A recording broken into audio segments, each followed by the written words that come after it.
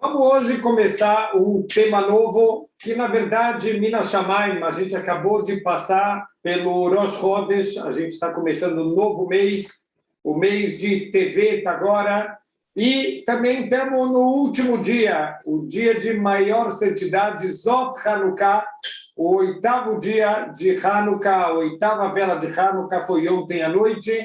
Então eu queria tentar juntar essas duas informações e vamos falar um pouquinho do lado místico do Rosh Chodesh. Qual é a conexão dessa mitzvah tão importante do Rosh Chodesh, apesar que quando a gente tiver essa mitzvah de anunciar um novo mês, a gente tem um conceito chamado Kiddush HaChodesh, que é a santificação de cada novo mês dentro do calendário judaico.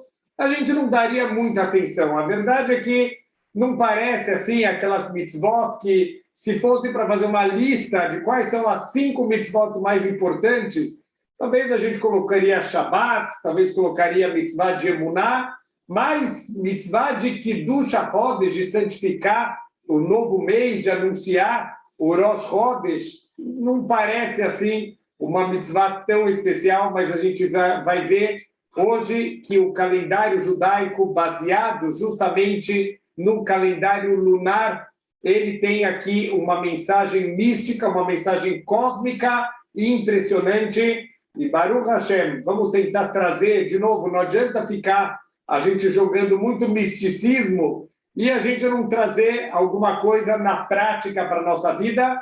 Vamos tentar pegar do misticismo judaico e trazer isso na prática para a gente se transformar em pessoas melhores. Para entender um pouquinho, vamos, primeira coisa, olhar na Torá. O que a Torá está falando sobre essa mitzvah do Kiddush HaChodesh, da santificação, do anúncio do novo mês? A gente sabe que temos aqui um ciclo, né, da Lua. A Lua ela está completamente desaparecida no céu, começa a aparecer a Lua, depois ela vai crescendo, né, até chegar na Lua quarto crescente, depois ela se transforma na lua cheia e depois ela vai num processo inverso, ela vai diminuindo o tamanho dela, ela passa pela fase quarto minguante até se transformar numa lua nova, quando a gente já não consegue ver a lua no céu. Vamos tentar entender o que isso tem de lição para a nossa vida. Então, aqui a mitzvah da Torá na verdade, a gente vai, inclusive, ver que essa é a primeira mitzvah da Torá entregue para o povo judeu. Espera aí, deve ter alguma coisa muito especial nessa mitzvah para ser a primeira mitzvah entregue para o povo judeu. Então, assim foi, ainda quando o povo judeu está no Egito, Deus ele fala para Moshe Rabbeinu, Moshe, Achodesh hazeh lachem Rosh Chodashim. Esse mês para vocês, na verdade, ele estava falando sobre a lua. Essa é a lua na qual vocês vão anunciar o novo mês. Isso é, para a gente, um dos ensinamentos da Torá, que o calendário judaico, diferente de outros calendários, ele é um calendário lunar. A gente vai basear tudo o que acontece no nosso ano no nosso calendário lunar. Todos os meses vão ser baseados pela visualização da lua, esse ciclo, né, que a gente tem de um pouco mais de 28 dias, que é o ciclo da Lua, o ciclo completo da Lua, e isso vai definir o mês judaico. Então, vamos tentar ver a importância disso primeiro. Na época do Beit HaMikdash, o Kiddush HaChodesh, ele só pode ser feito através de 2 testemunhas. Essas 2 testemunhas vão ser verificadas e o Rosh Chodesh ele só pode ser proclamado por um Beit Din, por um tribunal rabínico, e esse tribunal ele tem que ser Rabanim, que tem smichá, que eles têm ordenação rabínica, então quer dizer, só pessoas realmente muito grandes, e tudo isso, eles têm uma transmissão oral de quando vai ser exatamente o Rosh Chodesh, fora essa verificação das 2 testemunhas. Eles já sabiam por transmissão oral quando vai começar o novo mês. Da onde a gente sabe isso? Está escrito no Talmud uma história interessante do Rabban Gamliel, foi um dos grandes rabanim do povo judeu. Certa vez ele recebeu 2 testemunhas para falar sobre a lua. A gente viu no céu a lua, ela começando a aparecer de novo. Hoje é o Rosh Chodesh, hoje é o começo do novo mês. E olha o que o Talmud fala para a gente, que o Rabban Gamliel perguntou para essas 2 testemunhas, me fala exatamente aonde você viu a lua. Eles falaram onde eles tinham visto a lua, e o Rabban Gamliel falou, isso é mentira, vocês não viram a lua, vocês são testemunhas mentirosas. Por quê? Porque eu tenho uma transmissão oral que não é lá que a lua ela vai aparecer, e realmente, quando eles apertaram essas testemunhas, eles eram falsos testemunhos. Por quê? Porque teve uma época que um grupo de, vamos chamar, de reformistas dentro do judaísmo, os tzdukim, que não aceitam a Torá oral, eles só querem a Torá escrita, eles queriam boicotar as mitzvot, eles queriam estragar as nossas mitzvot, então eles vinham dar falsos testemunhos sobre a lua nova e sobre o aparecimento, né, da primeira lua que estaria começando o novo mês, para estragar todas as festas judaicas. Vai ser anunciado o Rosh Chodesh no dia errado, isso vai ter um impacto para todas as outras festas que vão ter naquele mês, e essa era a maneira que eles tentavam boicotar a nossa mitzvah. Mas, Baruch Hashem, a gente tem uma Massoret, a gente tem uma transmissão oral de como vai estar a lua exatamente em cada mês, em cada época, e assim o Rabban Gamliel conseguiu descobrir a farsa, a grande farsa dos tzdukim. Mas olha que interessante, o Rashi fala para a gente, vamos olhar de novo o versículo, está escrito Achodesh Azeh Lachem. Toda vez que está escrito na Torá essa linguagem Azeh, este, significa que alguma coisa está sendo apontada. Então, o Rashi explica que Deus chamou Moshe Rabbeinu e falou, Moshe, olha para a lua, quando a lua ela desaparecer, quando chegar essa fase da lua nova, quando o primeiro brilho da lua a gente vai conseguir enxergar esse primeiro brilho, a Chodesh Hazeh, quando a lua estiver assim, e assim apontou para Moshe Rabbeinu, nesse dia vocês vão proclamar o Rosh Chodesh. Então, olha só que interessante, vamos ver algumas perguntas aqui em relação a essa mitzvah, e dessa maneira a gente vai ver que essa mitzvah não é uma mitzvah tão simples quanto ela parece. A gente vai ver que, ao contrário, essa mitzvah tem um papel fundamental na espiritualidade do povo judeu. Primeiro Rashi da Torá, não dá para a gente saber todos os Rashis, todos os comentários dele na Torá, mas pelo menos o primeiro. Primeiro a gente precisa conhecer. Primeiro Rashi da Torá, o Rashi famoso, ele faz a seguinte pergunta. A Torá, ela é um manual de instruções, né? A gente já trouxe esse conceito do Torat Haim na última aula de Tfilá, a gente explicou um pouquinho sobre isso. A Torá é um manual de instruções, então o manual tem que ir direto ao ponto. Então, olha a pergunta do Rashi, que interessante. Não estou entendendo por que a Torá ela está vindo aqui com um monte de historinhas, contando a história da criação do mundo, Adão, Noah, Abraham, Yitzhak, Jacob. Vamos direto ao ponto. A Torá deveria ter começado só no segundo livro da Torá, no Sefer Shemot, só na Parashá Bo, nem na primeira Parashá, que é a Parashá Shemot, só na Parashá Bo que aparece a primeira mitzvah da Torá. Lá a Torá deveria ter começado, porque se a Torá é um manual de instruções, então a gente deveria começar com a primeira mitzvah. Então, esse Rashi, ele já chama a atenção de algo muito interessante. Deus, ele colocou a primeira mitzvah entregue para o povo judeu. Não é a primeira mitzvah que aparece na Torá. A gente tem a primeira mitzvah de Prurvu, de crescer e multiplicar. Depois a gente tem a mitzvah de Brit Milá, que veio através de Abraham Avinu. Depois a gente vai ter a mitzvah do Gida Nasher, que é tirar o nervo ciático da carne, que veio através do Yaakov Avinu. Mas essas não foram mitzvot entregues para Am Israel, para o povo judeu. A primeira mitzvah da Torá entregue para o povo judeu foi justamente essa mitzvah do Kiddush HaChodesh, o que Deus está ensinando, porque essa mitzvah é tão importante que foi a primeira mitzvah entregue para o povo judeu. Segunda pergunta, olha que incrível, quando Deus apontou para Moshe, falou, Moshe, a Chodesh Hazeh, quando a lua estiver desse jeito, vai ser Rosh Chodashim, vocês vão decretar o Rosh Chodesh, o início de um novo mês. Isso era Rosh Chodesh Nissan.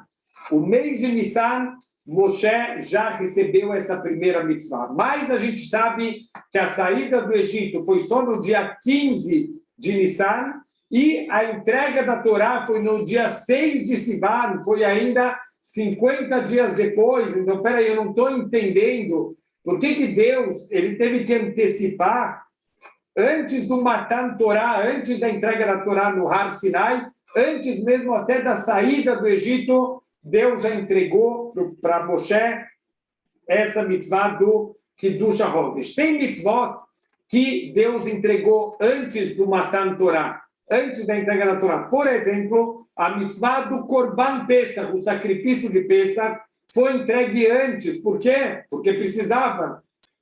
O Korban Pesach foi sacrificado no dia 14 de Nissan. Então, quer dizer, não dá para esperar a entrega da Torá. Isso tem que ser feito antes da saída do Egito. Mas, Kiddush HaChodesh, não dá para esperar um pouquinho, não dá para esperar depois da entrega da Torá, lá em Sivan, quando for entregar a Torá, você entrega essa mitzvah do Rosh Chodesh. Por que Deus ele se antecipou e até mesmo antes da saída do Egito já teve aqui essa mitzvah do Kiddush HaChodesh, da santificação do novo mês. Terceira pergunta, uma pergunta óbvia, a gente vê que a grande maioria dos povos do mundo se baseiam no calendário solar. O nosso calendário aqui no Brasil, a gente se baseia no calendário solar, a gente vai no ciclo que tem da Terra em volta do Sol e não através do ciclo lunar, contando cada mês pelo ciclo da Lua. Inclusive, tem uma diferença, e a gente vai ver isso, entre o ano, se ele é calculado pelo ciclo do Sol, e o ano que é calculado pelo ciclo da Lua. Então, a grande pergunta é por que o nosso calendário é diferente do calendário do mundo inteiro? O nosso calendário é um calendário lunar, enquanto o calendário dos outros povos é um calendário solar. E olha o que a Gemara, o Talmud, fala para a gente, Masechet Sukkah, a eclipse lunar, quando tem eclipse da Lua, isso é um sinal de má sorte para o povo judeu, que seguem o calendário da Lua, o calendário lunar. Enquanto o eclipse solar, isso é um sinal de má sorte para os outros povos que seguem o calendário solar. Então, a gente já está vendo aqui, por algum motivo, Deus ele fez com que o povo judeu seguisse o calendário lunar e não o calendário solar. Mas tem aqui uma aparente contradição, porque a gente falou, o calendário solar é o nosso calendário conhecido, que tem 365 dias. Já o calendário lunar tem 354 dias, então a gente tem uma diferença de 11 dias entre o calendário lunar e o calendário solar. Significa que os dois calendários eles vão sempre se afastando um do outro. Mas olha o que a Torá ensina para a gente. Existe uma mitzvah da Torá chamado Ibur HaShanah. Ibur HaShanah, a gente vai ter, é o que a gente traduz isso como ano bissexto. 7 vezes a cada 19 anos, quer dizer, a média, uma vez a cada 3 anos, a gente vai acrescentar mais um mês no nosso calendário judaico. Então, esse ano, inclusive, é um ano, um Shana Meuberet, um ano que tem um mês a mais, a gente acrescenta, tem Adar Aleph e Adar Beit, inclusive, a gente vai comemorar a festa de Purim só no Adar Beit, só no segundo mês que foi acrescentado. Então, ao invés de 12 meses, a gente vai ter 13 meses. Então, olha que interessante, para que serve esse Ibur HaShanah, a gente acrescentar mais um mês no nosso calendário? Isso serve para emparelhar o calendário lunar com o calendário solar. A gente falou que a cada ano tem uma diferença de 11 dias entre os dois calendários. Significa que a cada 3 anos a gente acumula mais ou menos 33 dias, que é o valor mais ou menos de um mês, e por isso a cada 3 anos a gente vai estar acrescentando mais um mês no calendário. Para quê? Para igualar o calendário lunar com o calendário solar. Por que isso? Porque está escrito na Torá que a festa de Pêssach, ela tem que ser comemorada na primavera. Só que as estações do ano dependem do calendário solar, não do calendário lunar. Então, se a gente fosse seguir só o calendário lunar, a gente vai comemorar Pêssach cada vez numa estação diferente. Às vezes Pêssach vai cair na primavera, às vezes no verão, às vezes no inverno. Não vai ter uma estação fixa se eu seguir só o calendário lunar. Por isso, Deus ele deu para a gente essa mitzvah de acrescentar mais ou menos a cada 3 anos, mais um mês do nosso calendário. Quer dizer, quando a festa de Pêssach começa a fugir da primavera, a gente traz a festa de volta para a primavera, acrescentando mais um mês no nosso ano. Então, eu não estou entendendo. Se o mais importante é o calendário lunar, por que precisa ficar o tempo inteiro emparelhando, ajustando com o calendário solar? Afinal, o que é mais importante, o calendário lunar ou o calendário solar? Aqui uma pergunta relacionada com Hanukkah. Olha que incrível. Quando os gregos vieram e eles quiseram destruir a cultura judaica, eles querem acabar com o judaísmo, eles miraram principalmente em 3 mitzvot. A primeira mitzvah é proibido guardar o Shabat. A segunda mitzvah é proibido fazer o Brit Milá, fazer a circuncisão. E a terceira mitzvah é proibido fazer o Kiddush HaChodesh. Então, a primeira mitzvah, mitzvah de Shabat, dá para entender. Por que é proibido? Porque Shabat é chamado o pacto do povo judeu com Deus. Então, eles querem quebrar o nosso pacto. O pacto coletivo é um siman, é um ot, é um sinal da nossa conexão com Deus, como se fosse o marido e a esposa, que eles estão usando uma aliança. A aliança é um sinal que eles ainda estão casados. Então, o Shabat é o pacto coletivo do povo judeu com Hashem. O Brit Milá, ele é o pacto individual, aquele bebezinho de 8 dias de vida, ele já é colocado dentro do pacto de Abraham Avino para se conectar com Deus de um nível muito mais alto. Para quem assistiu um pouquinho das aulas do Shimshon, do Sansão, a gente falou um pouquinho da importância dessa mitzvah do Brit Milá, no autocontrole do ser humano, no refinamento espiritual. Então, aqui também é outro pacto, aqui o pacto individual da pessoa com Deus. Também os gregos, eles querem quebrar todo o nosso vínculo, a nossa conexão com Deus. Mas não dá para entender por que a terceira mitzvah que eles estão proibindo é a mitzvah de Kiddush HaChodesh. O que tem aqui de tão importante? A gente sabe, a explicação mais simples é que, como a gente comentou, todas as festas judaicas elas vão ser baseadas no calendário lunar. Então, no dia que, por exemplo, chegou o mês de Tishrei, eu vou marcar o primeiro dia de Tishrei, Rosh Chodesh, o dia 10 de Tishrei vai ser Yom Kippur. Se eu não posso anunciar o novo mês, então como que eu vou comemorar Yom Kippur? Como eu vou saber que Sukkot é no dia 15 do mês, se eu não sei quando o mês começou? Então, eles queriam arrancar todas as festas, todas as comemorações do povo judeu. Mas, óbvio que aqui a gente vai ver, tem alguma coisa incomodando nessa mitzvah de Kiddush HaChodesh, que os gregos não conseguem suportar essa mitzvah e eles querem arrancar essa mitzvah do povo judeu. Uma quinta pergunta, por que em vários lugares da Torá o povo judeu é comparado com a lua? Qual é a conexão do povo judeu com a lua? E o que tem em comum entre essas duas coisas? A sexta pergunta, sexta e última pergunta. Olha, eu vou ler para vocês um pedacinho do Talmud, no Tratado de Shabat, está escrito: disse Rabi Halaboi, um dos Chachamim, um dos sábios do Talmud, por duas coisas se perderam as 10 tribos. O que quer dizer isso? Por duas coisas se perderam as 10 tribos. Antes da destruição do Beit HaMikdash, mais ou menos 30, 40 anos antes da destruição do Beit HaMikdash, 10 das 12 tribos de Israel já tinham sido levadas para Galut, para o exílio. Então, a pergunta é, por que essas 10 tribos elas foram exiladas antes das duas últimas tribos, muito tempo antes da destruição do Beit HaMikdash?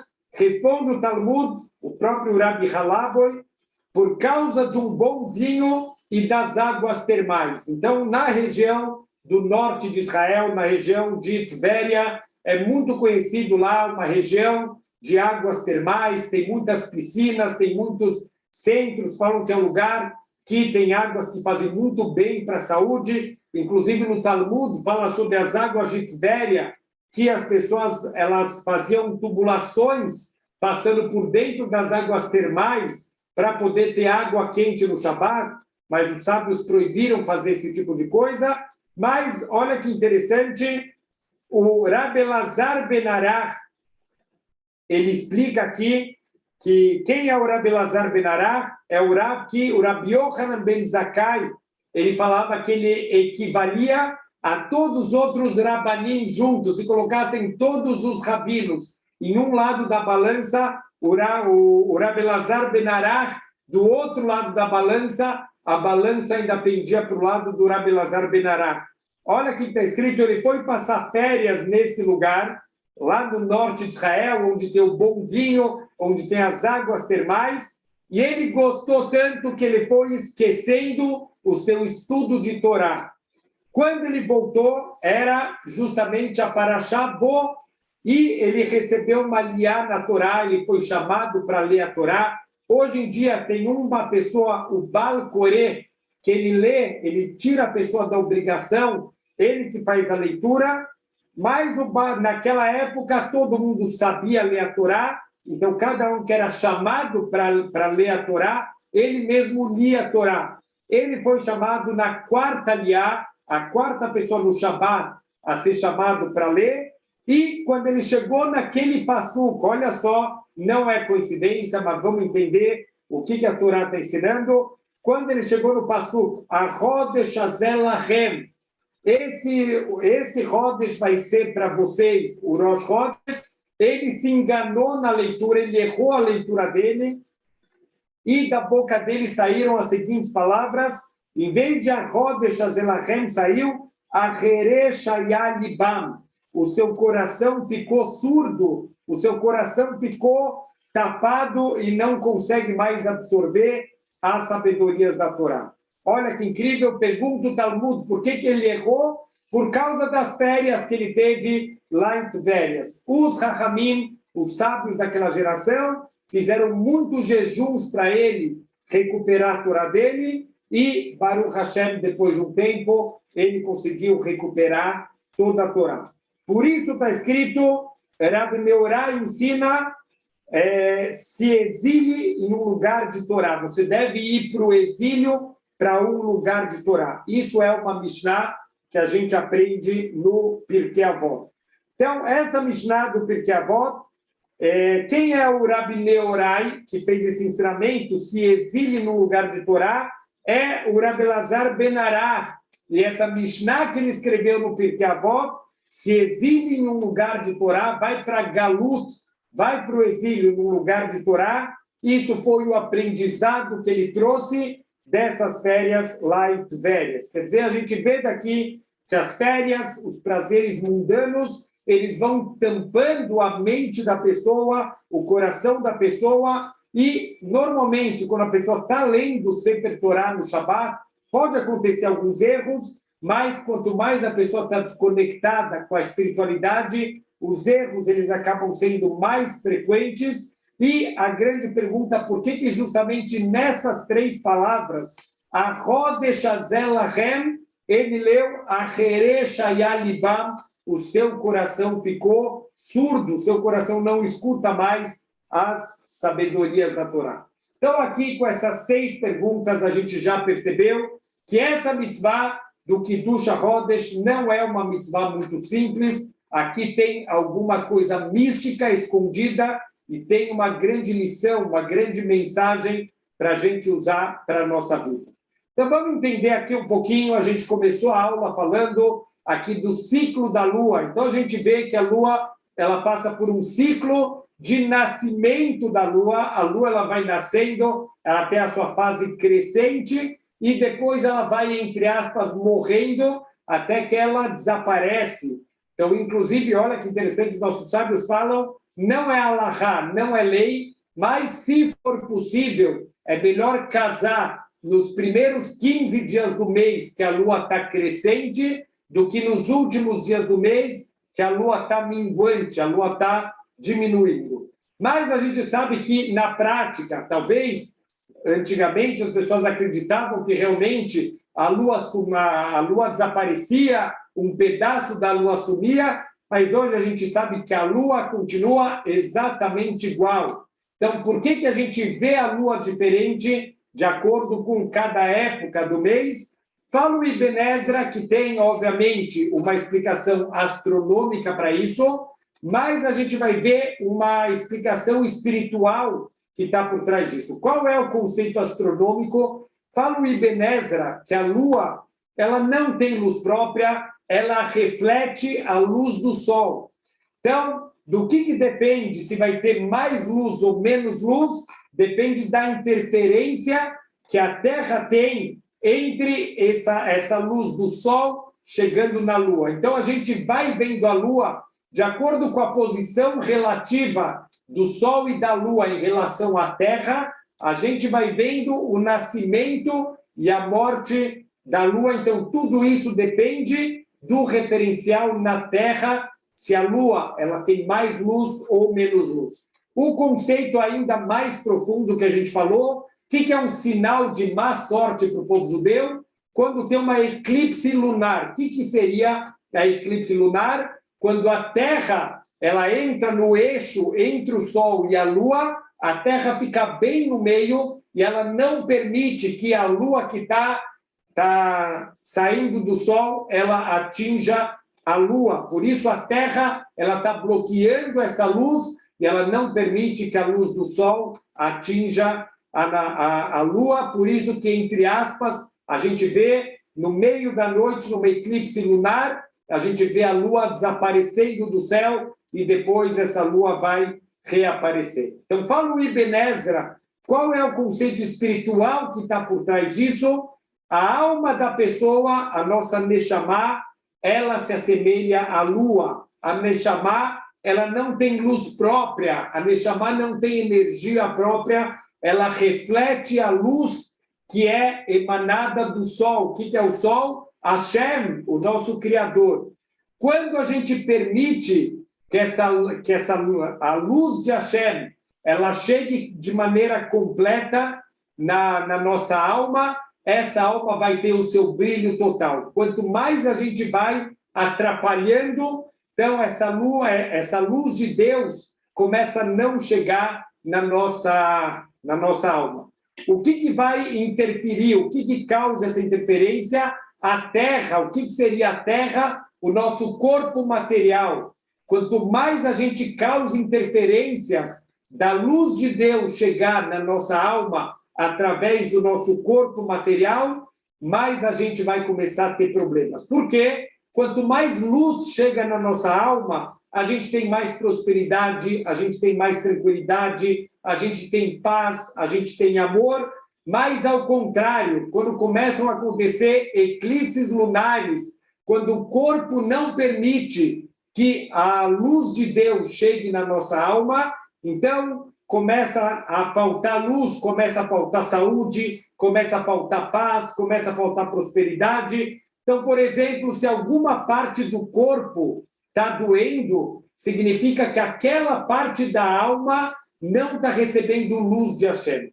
Então, o planeta Terra, quer dizer, o nosso corpo, ele está influenciando, ele está bloqueando a luz de Deus de chegar na nossa alma. Da mesma forma que a Terra, num eclipse, ela não permite que a luz do Sol chegue na Lua, assim também o nosso corpo material bloqueia toda a influência espiritual que Deus está mandando para nossa alma.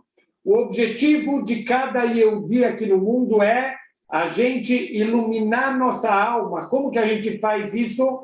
Tirando as influências negativas do corpo sobre a nossa alma. Principalmente, de onde vem a nossa luz, de onde vem essa iluminação de Deus? Através da nossa Torá. A Torá é o que traz o brilho para a nossa Neshama. Quanto mais a gente estuda a Torá, quanto mais a gente cumpre as mitzvot da Torá, isso vai trazendo brilho para a nossa alma. Mas o contrário, quando a gente permite que o corpo comece a se afundar nos prazeres do mundo material, então a gente vai interferindo, a gente vai deixando o corpo cada vez mais opaco e a gente não permite que a luz da Torá possa chegar na nossa alma.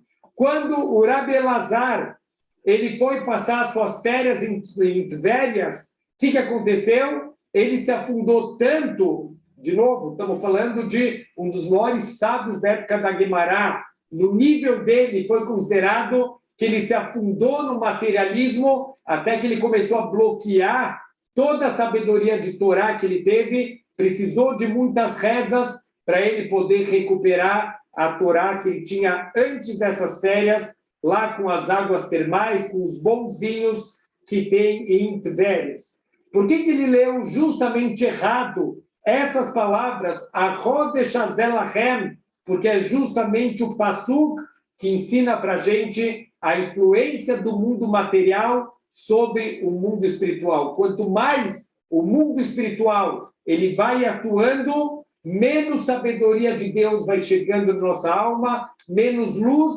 e, infelizmente, a gente vai perdendo a sabedoria e começam a vir os grandes problemas na nossa vida, inclusive os problemas de saúde. Então, olha que interessante, quando o Rabi Elazar ele entendeu o que estava acontecendo, o que ele ensinou, que na verdade está escrito em nome do Rabi Neorai, mas que os dois são a mesma pessoa, o Rabi Neorai ensinou Avei Golé Bemakom Torá, vai para Galut num lugar de Torá, vai para o exílio num lugar de Torá. O que significa esse ensinamento? O que ele está transmitindo aqui através dessa informação? Então, tem dois comentaristas famosos aqui das Mishnayot, dessa parte da Torá oral, o Yahim e o Boaz. O Yahim fala o seguinte, pelo fato que ele não escreveu se exile para estudar Torá, significa, mesmo que tenha Torá no lugar onde você mora, você deve abandonar esse lugar e estudar Torá em outro lugar, porque deve ter alguma vantagem de você sair da sua casa, mesmo que no seu país tenha muita Torá, sai da tua casa e vai estudar Torá em outro lugar. O Boaz, ele já se aprofunda ainda mais e fala o seguinte, ir para Galut significa abandona a tua família, abandona os prazeres da comunidade, da comodidade e vá para um lugar onde você não tem tanta comodidade, onde você não tem tanto conforto, para que você possa prosperar e crescer em Torá. E ele traz 3 motivos, o Boaz. Se desconecta da tua infância e do teu grupo de amigos, porque dessa maneira você vai amadurecer. A gente vê hoje em dia jovens com 30, com 35 anos que têm comportamentos infantis. A gente vê jovens hoje em dia jogando o jogo do Pokémon no celular, caçando Pokémon na rua, como uma criança de 5, 6 anos de idade. Então, tem que sair da infância, tem que sair do grupo de amigos para amadurecer. Segundo ponto, tem que se desconectar da superproteção dos pais, tem que sair de perto da Ide Shemame, porque a Ide Shemame, ela ama o seu filho, ela não quer deixar o seu filho passar por nenhuma dificuldade. Tinha até antigamente uma música de um grupo chamado Ultraje a Rigor, e uma parte da música era como é que eu vou crescer sem não ter com quem me rebelar? Então, qual que é a ideia da letra dessa música? Meu pai me dá tudo, minha mãe me dá tudo, como que eu vou crescer com pais tão super protetores? E o terceiro motivo para você se tornar mais independente, e dessa maneira você vai produzir muito mais e muito melhor. Então, olha que interessante, se a gente procurar o primeiro teste de Abraham Avinu na Torá, é justamente essa ideia. O que Hashem falou para ele? Lech lecha miartzecha mimoladetecha mibeit avicha. Sai da casa do teu pai, sai da tua família, sai da tua terra. Para onde? Para a terra aonde eu vou te mostrar. Deus, no primeiro momento, nem falou para onde o Abraham estava indo. Uma das explicações, Abraham, enquanto ele está no comodismo, enquanto ele está lá com a família dele, com o pai dele, quando ele está com o grupo de amigos dele, no conforto, no comodismo, não adianta nem explicar para ele que ele está indo para Eretz Israel. Sai, lech lechá, sai do comodismo, sai do mundo material e aí sim você vai entender o que significa Eretz Israel. Então, assim a gente vai vendo que quanto mais a gente vai se afastando do mundo material, só uma vírgula, aqui não vamos confundir com o conceito não judaico da pessoa fazer voto de castidade, fazer voto de silêncio, fazer voto de fome e para o resto da vida morar no alto de uma montanha, virar um eremita, dormir no chão, dormir na cama de prego. Isso não é um conceito judaico. A Torá não está falando para a gente abrir mão do mundo material e se afastar completamente. A Torá está falando para a gente não se afundar no materialismo, não ficar dependente a nossa vida do comodismo. Aqui não tem Torá, mas eu conheço as pessoas, está tão gostoso aqui, gente conhecida, gente boa, uma vida tranquila. Então as pessoas se acomodam com pouca Torá, com pouca espiritualidade por causa do mundo material. É isso que a Torá está falando, não faça isso. Pelo mundo material, não perca oportunidades de crescimento espiritual. Então, olha que incrível, a gente sabe que se o Sol ele representa Deus aqui nesse modelo que a gente fez do Sol, da Lua e da Terra, então o Sol seria Hashem, a Lua seria a nossa alma e a Terra seria o nosso corpo material. Óbvio que Deus é o mais importante, o Sol é o mais importante. Então, por que a gente vai, de acordo com o calendário lunar? Porque o Sol ele não muda, o Sol está sempre igual, ele não diminui, ele não aumenta. O que sim é a Lua, ela tem os seus ciclos de aumentar, de diminuir. Isso é uma das semelhanças do povo judeu com a Lua. A gente tem os nossos altos e baixos na vida, individualmente e também como um povo. A gente tem épocas de muita fartura, tanto material quanto espiritual, e infelizmente a gente sabe que temos épocas de dificuldades, tem épocas que se perde a espiritualidade do povo judeu, tem épocas de perseguição, de guerras, de massacres. A Lua representa o povo judeu, essa capacidade do crescimento, dos altos e baixos, e aqui tem uma mensagem mística muito importante que pode mudar a nossa vida. Olha que incrível, a gente sabe que tudo que a gente faz durante o ano, a gente menciona a seguinte frase, Zecher Yitziat Mitzrayim. Quando eu estou fazendo o Kiddush do Shabbat, quando a gente está colocando o Tfilim, quando eu estou fazendo os Hagim, tudo Shema Israel, tudo gira em torno de Yetziat Mitzrayim, a lembrança da saída do Egito. E o Rambam fala que a gente deve sentir cada geração como se eu sair do Egito agora.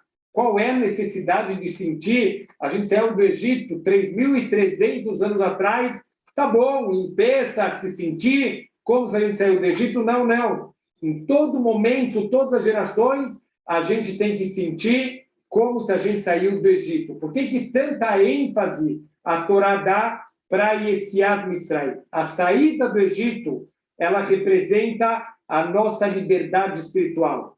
Os judeus representam a Neshama, a alma. Os judeus que estavam presos no Egito é como a nossa alma que está presa dentro de um corpo material. Quem é o corpo material? Os Mitzrim, os egípcios.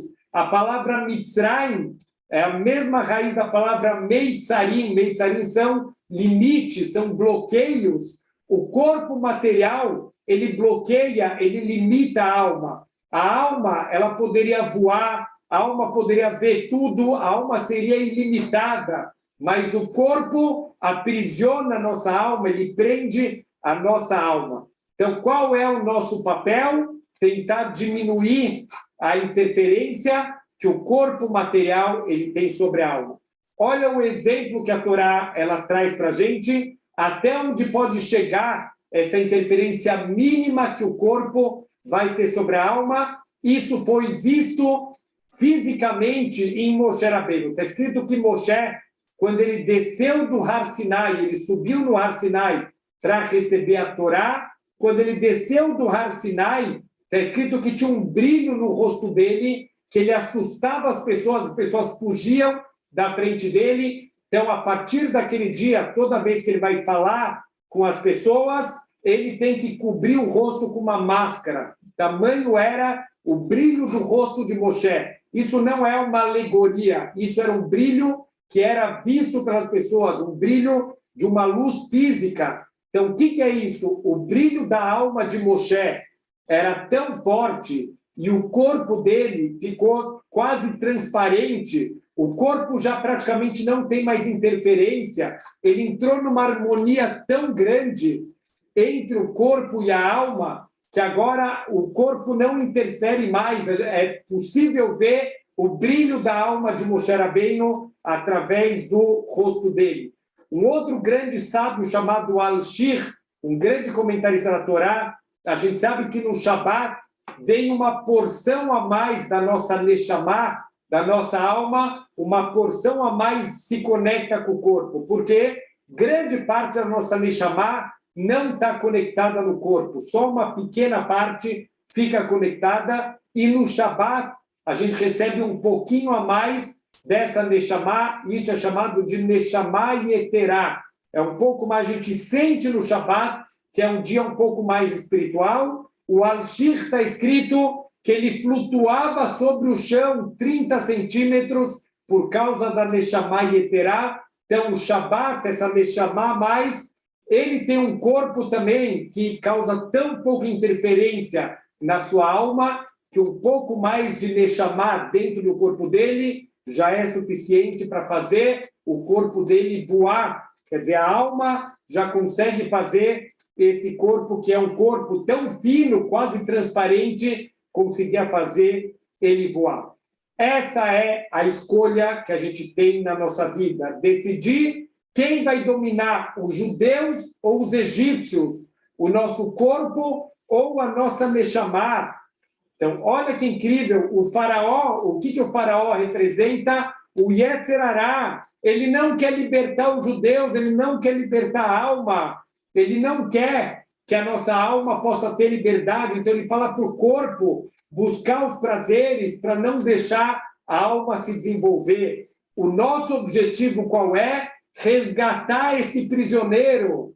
Quem é o responsável? Moshe Rabbeinu. O que Moshe Rabbeinu representa? A Torá. A Torá pode resgatar nossa alma dessa prisão que é o corpo material. Então, por isso, o Rosh Chodesh, essa mitzvah, é a primeira mitzvah da Torá, é a mitzvah de base, é o que vai libertar nossa alma de toda a dominação do nosso corpo material. Ainda no Egito, no Rosh Chodesh Nissan, a gente já recebeu esse novo conceito, o conceito do calendário lunar, que é o processo da gente fazer com que a luz do sol ela possa atingir a lua, a luz de Hashem possa atingir a nossa Neshama, diminuir ao máximo a interferência que o nosso corpo material ele vai causar na nossa alma.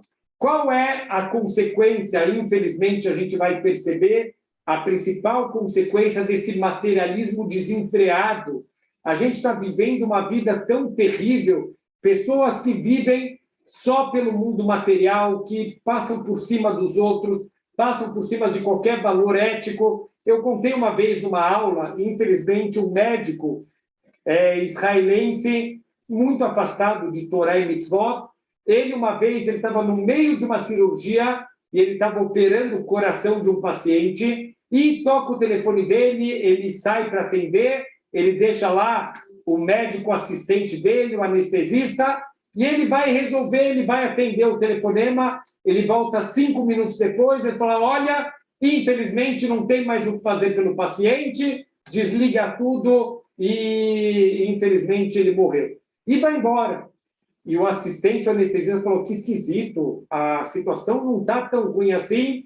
Aqueles 2 médicos, eles continuam a cirurgia e Baruch Hashem, eles conseguem salvar a vida do paciente. Eles acharam a atitude do médico tão estranho que eles levaram isso para a diretoria do hospital, abriram uma investigação, descobriram que não foi a primeira vez que ele fez isso. O que descobriram? Que quando ele estava no meio de uma operação que era feita pelo convênio, ele recebia uma proposta de uma operação particular que ele ia ganhar muito mais dinheiro, ele simplesmente abandonava aquele paciente do convênio, ia fazer a cirurgia para salvar a vida, não, né? Para receber o dinheiro daquele doente particular.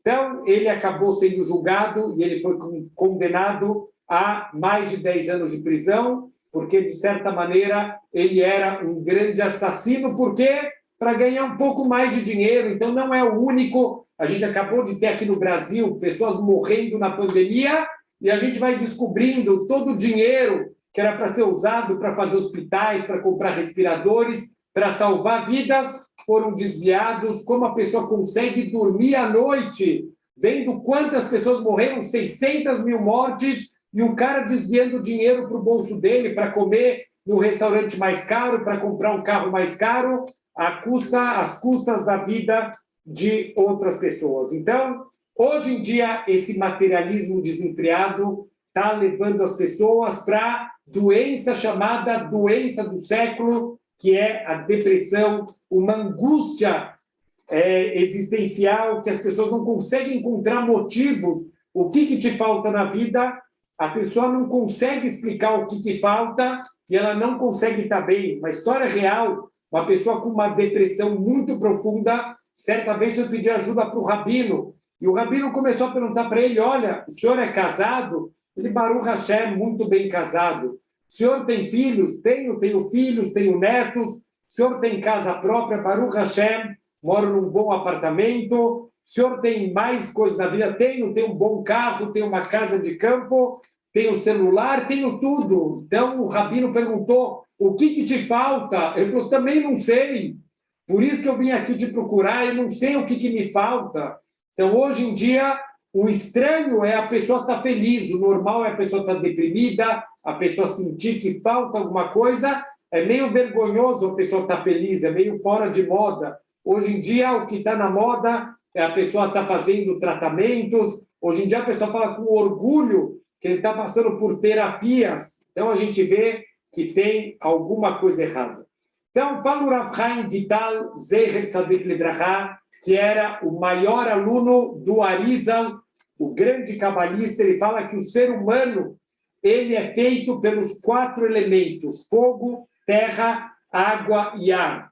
E a verdade é que cada um dos traços de caráter ele vai ter um desses elementos como predominante. Olha o que ele fala, a tristeza e a preguiça vem da parte terra. Olha só, a gente usou o paralelo do sol, da lua e da terra, e a terra que não deixa a luz do sol chegar na lua. Aqui também o nosso corpo, ele é feito de Adamá, ele é feito de terra, e é justamente da Adamá que vem a tristeza, que vem a preguiça, é a parte mais pesada dos 4 elementos, justamente é o material que Deus usou para fazer o Adam. Óbvio que ele não quer que a gente fique na escuridão, por isso que ele soprou dentro desse Adam, dessa Adamá, dessa terra, ele soprou uma alma de vida. Se a gente vai estar alimentando só essa parte do corpo, só essa parte material, a gente está obscurecendo a luz da alma e aí começa a vir a depressão. Olha o que fala para a gente o Pirkei Avot. O tempo é curto, o trabalho é longo, os trabalhadores são preguiçosos, a recompensa é grande e o dono da casa, ele pressiona. Olha a linguagem. O dono da casa pressiona, o tempo é muito curto, o trabalho é longo, os trabalhadores, que são o nosso corpo, eles não querem trabalhar, o corpo é pesado, o corpo não quer fazer mitzvot, o corpo não quer se conectar com a espiritualidade, mas vale a pena, a recompensa é grande. E o dono pressiona. Quem é o dono? A Neshama. A nossa Neshama fica desesperada, presa dentro daquele corpo, e ela fica gritando, me solta daqui, eu quero fazer mitzvot, eu quero minha luz. Então, isso é a alma gritando. Aonde isso vai aparecer? Nessa sensação de vazio do corpo. E esse vazio, ele não consegue ser preenchido por nenhum prazer do mundo material. A gente vê os grandes artistas e as pessoas famosas, os grandes milionários, eles têm tudo que o dinheiro pode comprar, eles morrem de overdose, eles se matam. Acabei em Minas Shammai, acabei agora de vir aqui para Acharei, no Uber. Olha o que o motorista está me falando, que ele muitos anos foi gerente de banco, ele falou, eu ganhava muito bem, mas eu tive que me aposentar porque eu tive a síndrome do burnout, quando a pessoa, ela estoura, ela não aguenta mais viver com tanta pressão. Ele falou, eu saía do meu trabalho, eu ganhava muito dinheiro, mas às vezes eu ia pegar o metrô e me passava pela cabeça a ideia de me jogar do metrô. Olha que terrível! E ele contando que ele tinha tudo que o mundo material podia oferecer, ele trabalhava e ele tinha uma casa de campo, ele tinha carros, ele tinha um apartamento bonito, mas ele nunca estava feliz, ele teve que se aposentar de burnout, síndrome. Qual é a receita verdadeira da alegria? A Rodesh Azelachem. Esse é o grande segredo da Torá. Essa primeira mitzvah da Torá, mitzvah de Rosh Chodesh, não deixa o mundo material ofuscar a luz verdadeira que conecta Deus com a nossa Neshama, não deixa o corpo fazer opaco e não deixar passar essa luz de Hashem que está indo para a nossa Neshama. Como que a gente faz isso? Através da Torá, através das mitzvot. Todos os dias é incrível. Quando eu acabo o meu dia, o meu final do dia é ir para um kollel estudar Torá. Às vezes tem dias que são estressantes, dá problema, dor de cabeça, e não sei o quê. A melhor terapia que tem, incrível. Qual a melhor terapia? 1h30 da minha noite, eu sento e estudo Torá. Uau! Isso traz uma energia para me chamar incrível. Então, é isso que a gente precisa. Quanto mais mitzvot, quanto mais Torá, é isso que vai trazer a nossa energia verdadeira, o mundo material. De novo, não estamos falando para a pessoa fazer votos de abrir mão de tudo, de morar embaixo da ponte. Não é isso. Tenha um mínimo de conforto. Esse motorista do Uber, ele me falou, olha, hoje eu estou aposentado, eu estou aqui com o meu Uber, eu tenho meus horários de trabalho, eu tenho meus horários de família. Chega sexta-feira, 3h da tarde, eu ligo para casa, vamos lá para a nossa casa de campo, e a gente vai para a casa de campo. Eu estou ganhando menos da metade do que eu ganhava na época que eu era gerente do banco. Eu estou 1000 vezes mais feliz, mais preenchido, porque ele abriu mão só desse lado material, esse corpo que está ofuscando a alma, e ele fez uma escolha de ter uma vida mais familiar, mais espiritualizada. Então, Bezrat Hashem, a gente, quando está passando por um momento de angústia, por um momento que a gente está se sentindo pesado, a gente tem que tentar procurar aonde na nossa vida a gente acabou se afundando demais no materialismo. Então, o Rav Shaul Malé, na verdade, todo esse shiur, eu escutei do Rav Shaul Malé, ele fala o seguinte, que a receita para a gente conseguir sair da tristeza é a receita do espelho. O que quer dizer a receita do espelho? Que a gente todos os dias tem que ficar se olhando na frente do espelho e dizendo, esse que eu estou vendo no espelho não sou eu, essa é uma vestimenta externa. E, desculpa a expressão, é feio, mas é a expressão do Pirkei Avot, isso que eu estou vendo no espelho é comida dos vermes.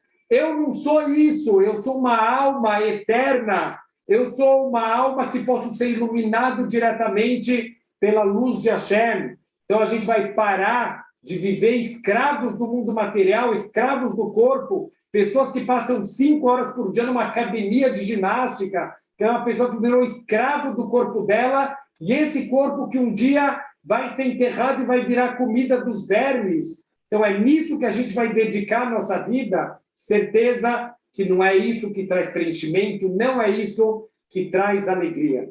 Então, a gente tem que ter claridade que a nossa essência, o nosso eu verdadeiro é a nossa Neshama, e o corpo ele é secundário, como uma roupa. Só para a gente terminar, olha que incrível, a palavra em ivrit, roupa, é beged, e vem da mesma raiz de bgidá. Bgidá é uma traição. Peraí, o que tem a ver roupa com traição? Olha que incrível. Quando Adão ele vestiu roupa, depois que ele traiu Deus, Deus pediu não come desse fruto, ele foi lá e foi contra a vontade de Hashem, e aí ele vestiu roupas. O que essa roupa representa? A traição de Adão contra a vontade de Deus. Por quê? Porque quando ele estava no Gan Eden, ele sabia que o eu verdadeiro dele é a Neshama, é a alma dele. A nossa essência não pode estar descoberta. E não estava descoberta, a nossa Neshama estava coberta pelo corpo. O corpo é só uma roupa para proteger a nossa Neshama. Depois do Het, depois que ele comeu o fruto, ele caiu espiritualmente, ele começou a se ver como um corpo material, e ele viu que ele estava nu. Por que ele viu que ele estava nu? Porque a essência dele virou o corpo material, e agora ele precisa de uma cobertura extra para a nova essência dele. Mas essa nova essência de Adam Arishon é uma traição da vontade original de Deus. Óbvio que hoje em dia, que a gente está nesse nível, não pode sair pelado pela rua, apesar que no carnaval adoram fazer isso. Isso não é Torá, não falem que o rabino disse que é para sair pelado na rua, não é, ao contrário, a Torá ensina para a gente o conceito da tzniut. Mas vamos lembrar que o principal não é o nosso corpo, o principal é a nossa Neshama. Por que os gregos não aguentavam essa mitzvah? Só para a gente fechar e conectar com Hanukkah. Os gregos, eles querem ensinar para a gente a perfeição do corpo, as Olimpíadas, o ser humano é o centro da criação. Não, não é verdade. Kiddush HaChodesh mostra o corpo material não é a nossa essência. A gente não tem que ficar trabalhando para o corpo ser bonito, para mostrar que eu sou o melhor na corrida, o melhor no futebol, o melhor no mundo material. A gente tem que se conectar com o nosso lado espiritual. Usa o mundo material. Essa é a mensagem, esse é o segredo místico da felicidade. O Rosh Chodesh usa o mundo material, mas não deixa ele ofuscar o lado espiritual. Bezrat Hashem, usando o mundo material com equilíbrio, a gente vai conseguir ter muitas alegrias, se conectar com a Torá, se conectar com as mitzvot, e dessa maneira, Bezrat Hashem, a gente vai conseguir vencer todo esse desânimo, todo esse sentimento de que falta alguma coisa na nossa vida, não tem nada material que pode preencher, isso só pode ser preenchido com o nosso lado espiritual. Shavua Tov para todo mundo, Chodesh Tov e Hanukkah Sameach.